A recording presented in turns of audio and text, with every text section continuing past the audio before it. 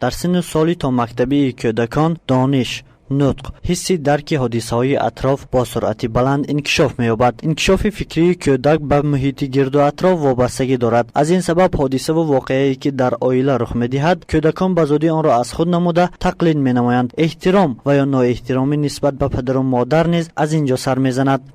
کودک اون مناسبت‌هایی که در عائله می‌شود همچون معیار قبول می‌کند و آن رو آینده وقتی که به جامعه وارد بشود به مانند باغچه میرد اوستا مکتب میرد همون رو همچون معیار قبول کرده اون رو استفاده میبرد. متخصصان معماهای سرشمار فکری و تصویری را تحقیق نمودند. آنها میگویند کودکان در بیان مشکلات تنقیصی میکشند. بنابراین دانستن حالت روانی کودک با تصویر نمودن رسمی عائله او به زودی عیان میگردد. هر یک رمزی که آنها انعکاس میکنند این یک مضمون پسیکولوژی خود را دارد. در رسم ما زیبایی آن را نبالکی یعنی جا به جا گذاری فیگوره ها، استفاده بردن رنگ ها، دیتیل هایی که همون جزویات را میکشند همین به اعتبار میگیریم. از دیدن همین رسم شما حسیات مثبت ما به وجود میاد و مانند دیدن شپرک ها، گل ها، رنگ های زیبای ملایم میگویم از رنگ های سرد هست. این نشان میدهد که کودک در حالت ایموشنالی خوب قرار دارد. این رسمی که کودک میکشد بینید بین اعضای عائله مونگی است.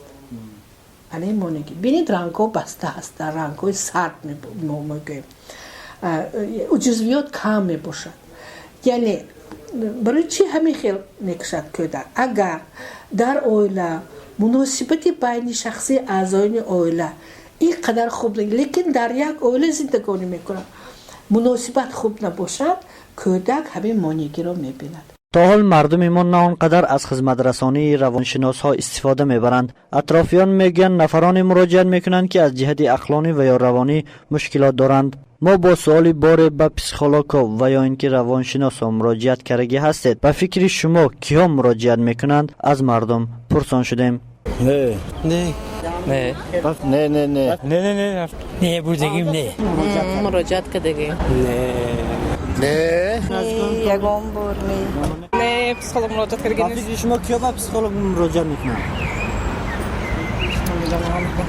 همه کاری خودش رفتگی آدم ها من نظرم پسیکولوگ جنی ها بودگیستی آن کسانی که نیاز دارن مراجعت میکنن.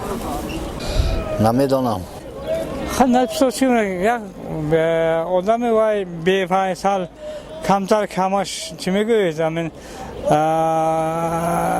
عقل وای نیست همین خیلی میرسه پسیکولوژی. همون آدمایی که مغزشان نه همه ها برای فهمیدن میرن.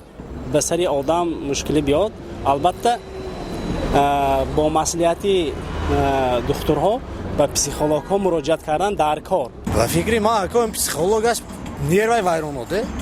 خیلی آدمایی که درمون دایگون پرابلم مشون های در دولت‌های خارجی روانشناس‌های عائلوی هستند که هنگام دیگرگون شدن رفتار، کردار و یا معامله کودک پیشگیری می‌نمایند. نگاه خاص به کودک امکان می‌دهد تا او به عالم اطراف مراغ ظاهر نموده با آداب و ذکی به وای رسد. روانشناسان در آن نظرند که هر یک پدر و مادر باید با سخن‌های خوب تربیت کودک را به راه مانند. تو می‌توانی چنین گفتن اعضای خانواده به کودک توان و نیرو می‌بخشد و او کوشش می‌کند تا به خواهش آنها همیشه نظر نماید. بسیار والدین میگن وقتمون نیست کارمون بسیار ما باید اینهای خوراندن ما دکو ما تامین کردن ما دکو این درست است لیکن برای کودک مناسبتی ایموشنالی یک مهربانی غمخوری او رو با آغوش گرفتن یا که عقلا یک تعریف کرده موندن این از همه تحفه های دنیا ضرورتر میشه زیرا کودک حس میکنن مهربانی غمخوری نزدیکانی خود را. از بس که فعالیت اساسی کودک بازی است باید والدین نیز با اصول بازی تعلیم دادن کودکان را به راه مانند. کودک در عالم بازی است. بازی مشغولیتی است، کاری است میگویند متخصصان. گزارش رحمانی صدیقزاد و شهباز ایبکزاده، پیام روز.